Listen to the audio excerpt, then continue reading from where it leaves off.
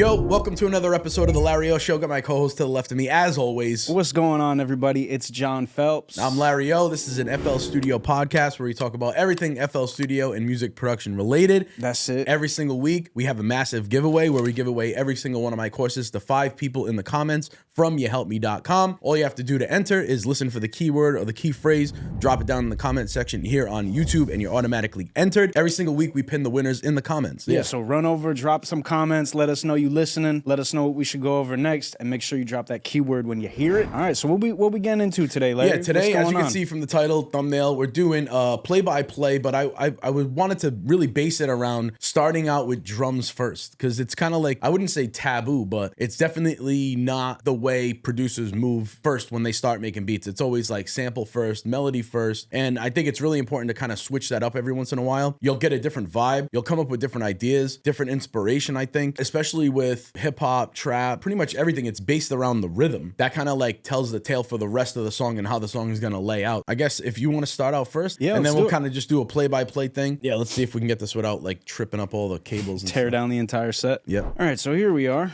Drums first. You going for some real sounding drums? I'm just poking around in here. You're just trying to find drums in general? Yeah, I'm like not familiar with this setup, so I'm just kind of poking around, seeing what we got, you know? 76 BPM. Yeah, I keep it real, you know what I'm saying? I keep my time real, get that 4 count, and then just kind of like go like this, and then that'll double it. Yep. You know what I mean? I like my hip-hop kits, you know what I'm saying? And this is just the legacy hip-hop Yeah, but folder. Still, sounds pretty good, though. Some gritty sounds.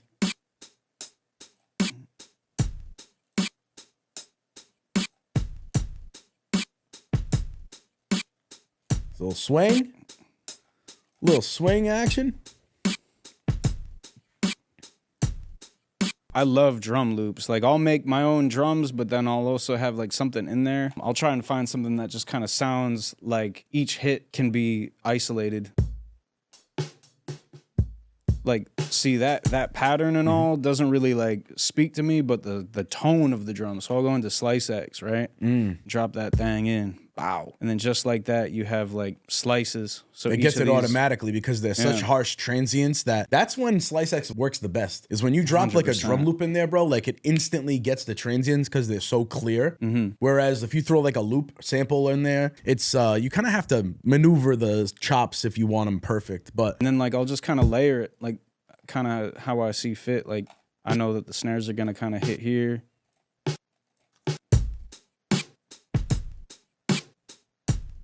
Wait a minute.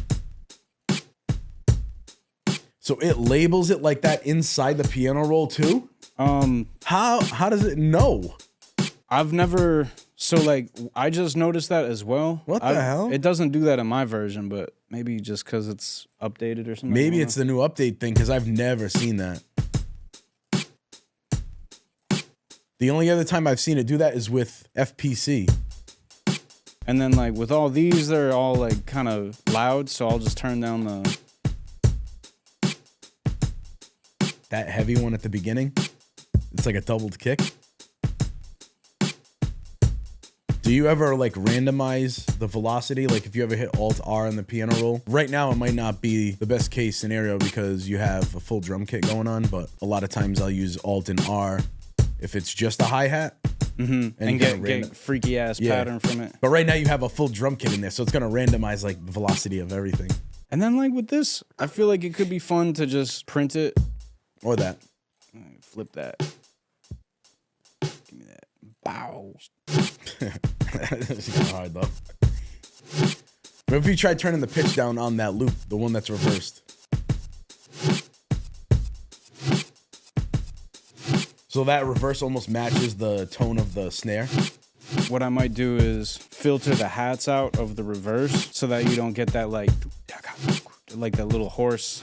I feel like it's like a horse gallop. So now you just got that. Instead of having like that odd, like that shuffle, even though like you have the swing to it, you want to add something to it? Yeah, for sure. I feel like I can run with that. I don't even know what I'm going to add right now, but... The sound of me drinking water. Yeah, definitely that. Water type beat. I'm just going to loop this up a couple times.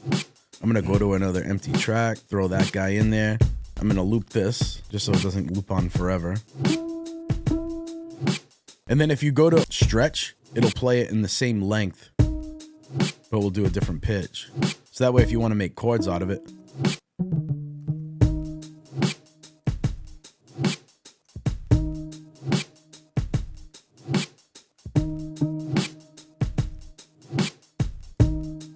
Maybe I'm gonna try even going lower. Hey.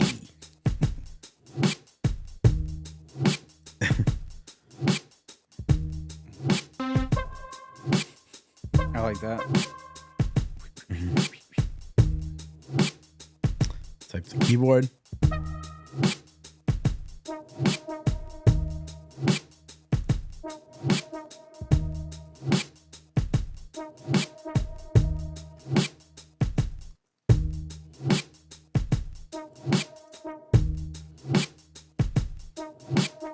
This is hard. Oh my God. This sounds amazing.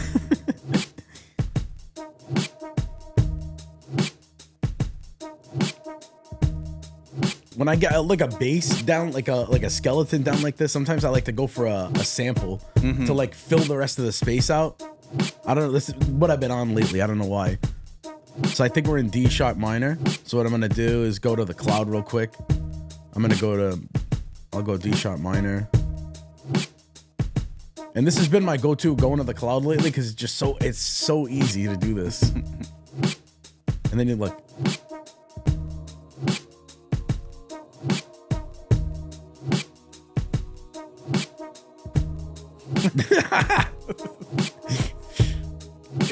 It was a dark and stormy night in Miami.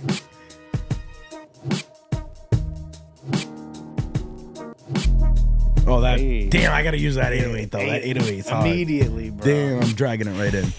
Normally, I don't like drag 808s from here, but that one just like immediate. An immediate hit. And then, no, we gotta go. Yeah, it was that C. Yeah, because it's in D sharp minor because I chose that. But I'll still, or D sharp in general. And then now we're tuned, so now I. Hey. Doom, doom.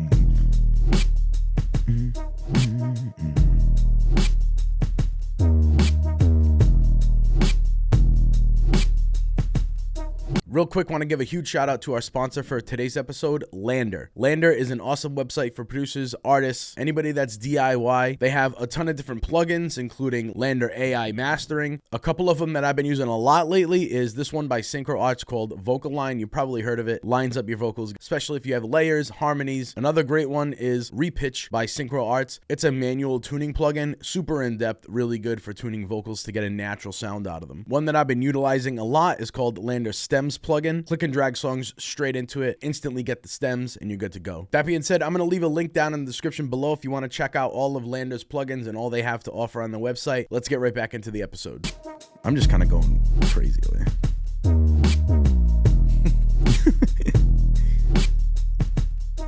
a little loopy, a little wacky. I wonder who knows about that.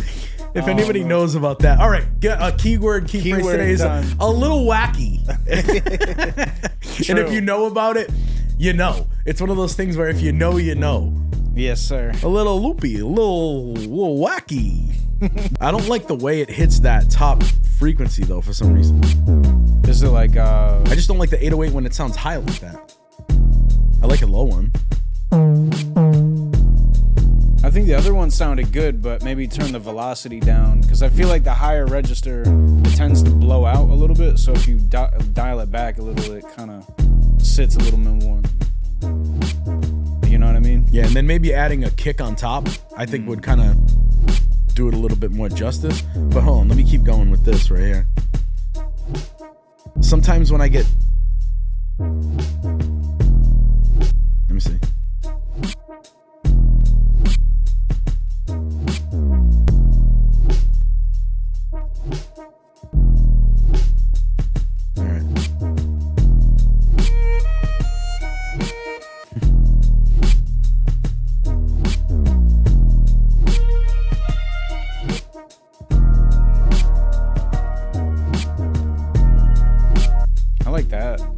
It's kind of hard. I was.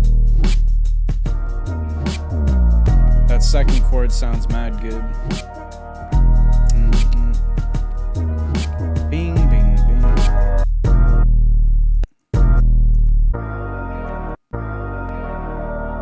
That one right there. Dun, right If there. you put that on the one, yeah, I think that might sound cool. And then loop it, you know. Hell yeah, bro. What? Come on, bro. You tapped in with the Larry Ohh podcast. You right? get me. The reason why I wanted to do a cook-up episode like this, because like I posted something in the broadcast channel on Instagram asking, and a handful, and surprisingly wanted to see like more cook-up stuff.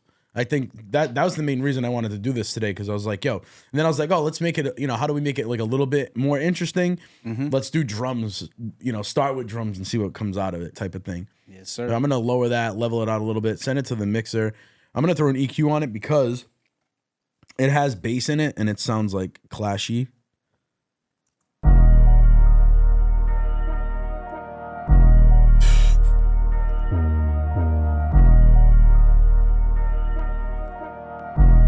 And we have the 808, and we have this one-shot piano that I put in there that I'm hitting a super low frequency, so it sounds mad low. You know what I'm saying? So like there's a lot of low end going on in there. Now that I'm hearing this, like I feel like I want to add a higher octave on that piano. Maybe another one. Why not layer it?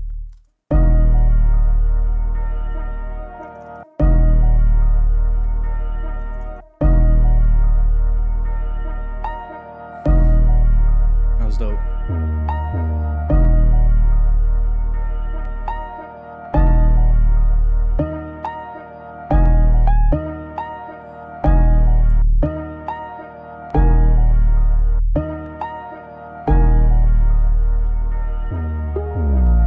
That was cool. Lower the velocity on those just a little bit.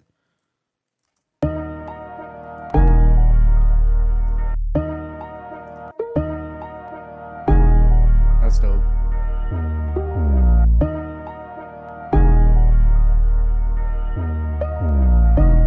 Or like I wanted to go maybe A sharp. Something like that.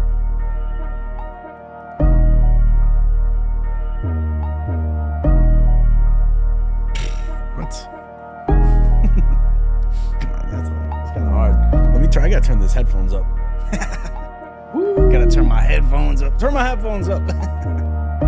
Oh, that's hard. Yes, sir. That shit's smooth, man. Wah, wah. I'll just turn the velocity on that bing. Just a little down, like overall volume of it. Blend it in. On which one? The piano sounding like bing, like high note thing. The high one? Yeah. There's like a D5 in there. Yeah, because these are all hitting like the same. Bang, bang.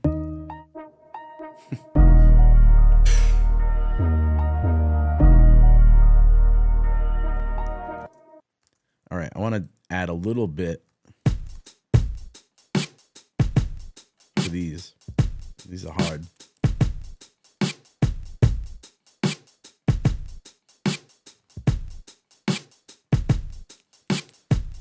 I just want some drums, bro. And now I know I'm feeling your pain right now.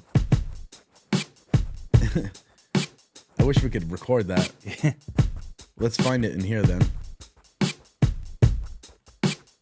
Do a scratch. Hey.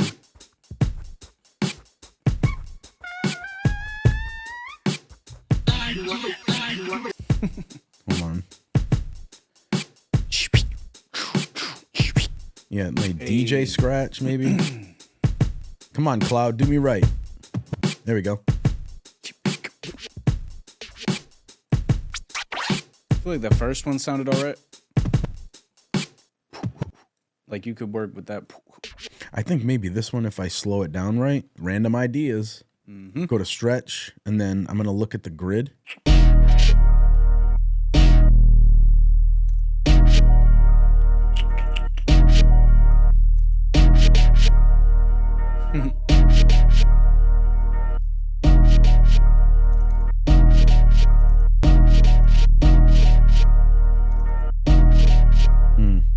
sounded better when it wasn't stretched, or like wasn't like as running into each other. You know what I'm saying? Yeah.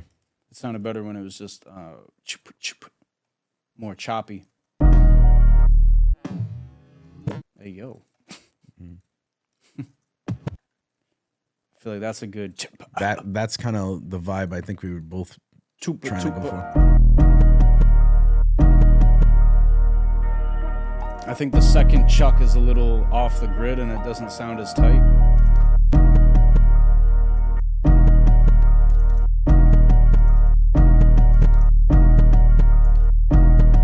Yeah. Constant though, or no? Nah, I would put it like before a drop. Like I want to play it off. I would cut the instruments out for that moment and then bring everything after that. You know what I mean? Like at the end of a bar, or like at the very end. Yeah, I think. And then very end, just drop everything. Hard ass kick on the one bow. That's what I was originally trying to go for. I'm just gonna search. Like I love the drums that you created, but maybe just like, cause we're just stack them. Yeah, we're just so used to hearing like a cause they're more based around like real drums, the ones that you got, which is good. I want that vibe there, but now I'm like, you need something with an extra bit like that. Just like a little bit of.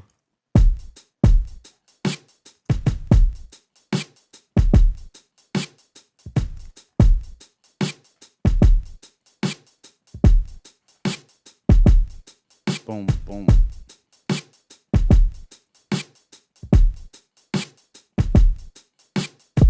Oh, there she is. I gotta save this because I think at the end of this podcast I'll play like the full version, but I won't format it here.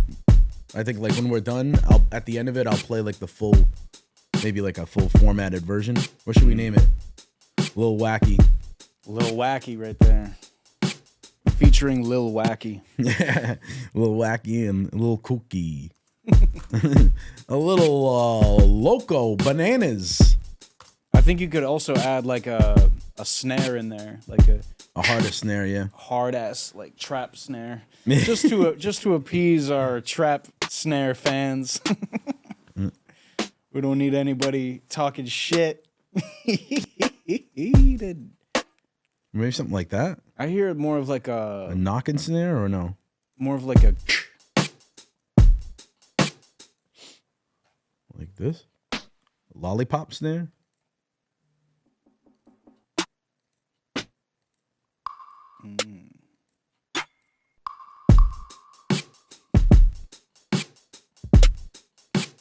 I don't think there's not going to be many that cut through over that snare. You know what I'm saying? Because that's kind of like... What's that one right above it? This one? I think that could work, yeah.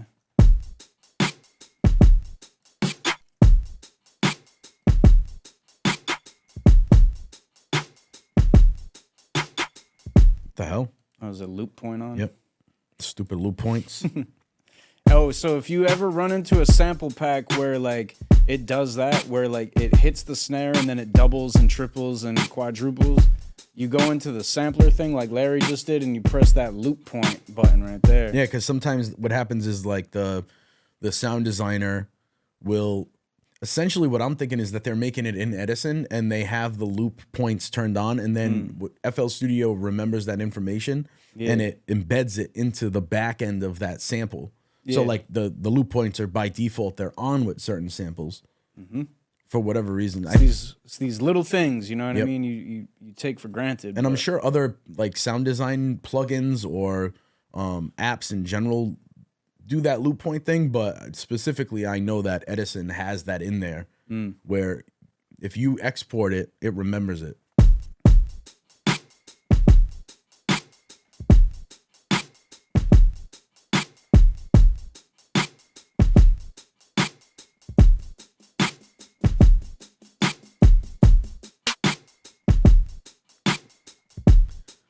Something like a riser, and then I think we can call it.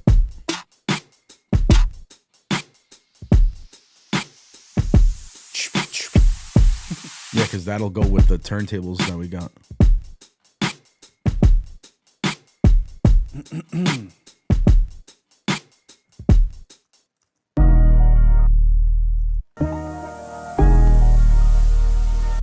Turn the pitch down on this thing. I think it's like way too sharp. And the volume with these things, you gotta nip and tuck.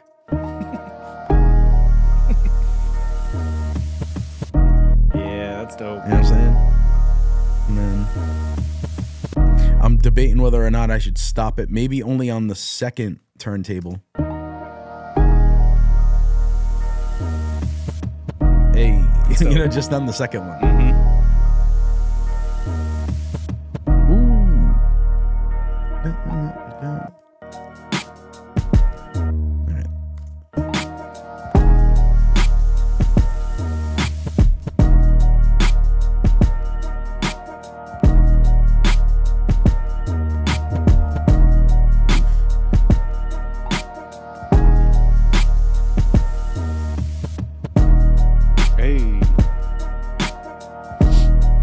Probably like, I don't even know.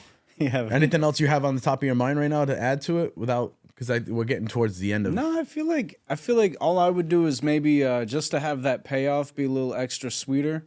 I would hold off on giving them the full 808 until after that first drop. You know what I mean? So instead of having the 808 in the intro, either like take it out or filter it a bit so it's not hitting as hard. Yeah, I know what you're saying. And then when it pulls back and gives you the full drop, I think it'll just make the 808 go bonkers. Yeah, I think so too. I think definitely it has like a lot of potential, and obviously you could throw some like bells and whistles in there and like impact on the ones, some crashes or something like that. Right. And obviously we got to send things to the mixer, but you could see the process. Like a lot of people don't know like how to go about their process. This number one, we're in a different kind of setting when we're on the podcast. We don't want to take like 3 hours, which is good. So what we're doing is we're just like throwing things into one big pattern. Like all the drums are in here, but essentially I would break these down, split by channel, really be able to kind of customize and format this entire beat. But we have like a good base here, like a really good skeleton where I think you have enough for even somebody to write to. Like I feel like you as an artist, like you'd write a whole song to just that. Yeah, for sure. Knowing that you could drop certain sounds out, add something else later on. If there's a hook, maybe add some sort of string to really just like bring it to that next level. But for sure, I feel like I think what I'm gonna do is I'm gonna format this beat at home, and then we're gonna play the full beat at the end of this real quick, just like a little quick preview. But let's listen to what we got right now, and then we can wrap it. Right.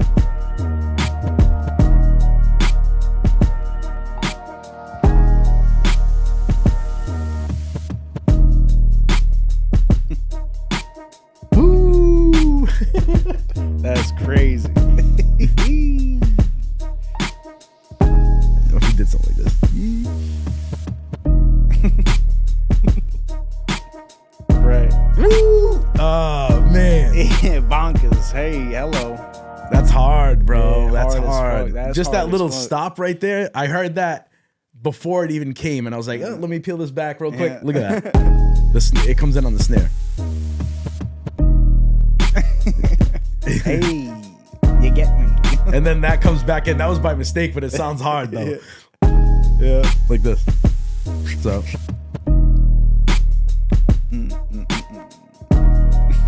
Yeah. Hell yeah. And then you could do something like a big drop out here.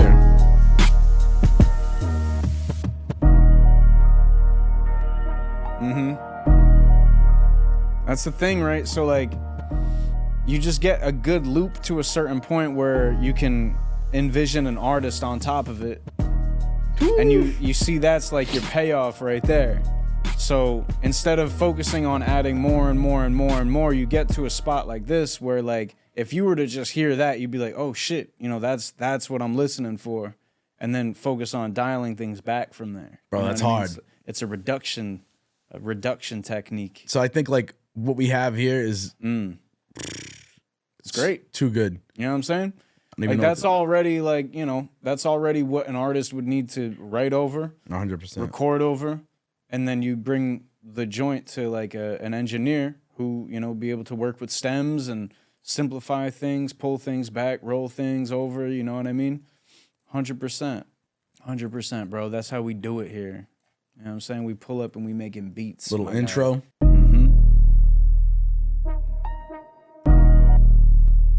The thing with intros is like I feel like you gotta have some sort of like rhythm idea in there so people can kind of catch something right away.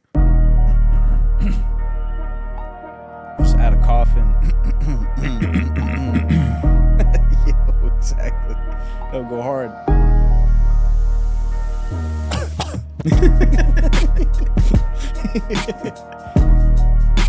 Yeah, maybe it just sounds like it goes good like into a hook right away. For sure, bro. Something like this. And then it breaks down. Like maybe a short hook and then verse.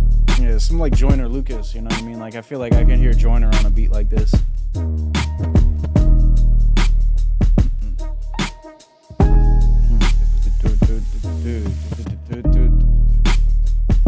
know what I mean? Just that triplet shit.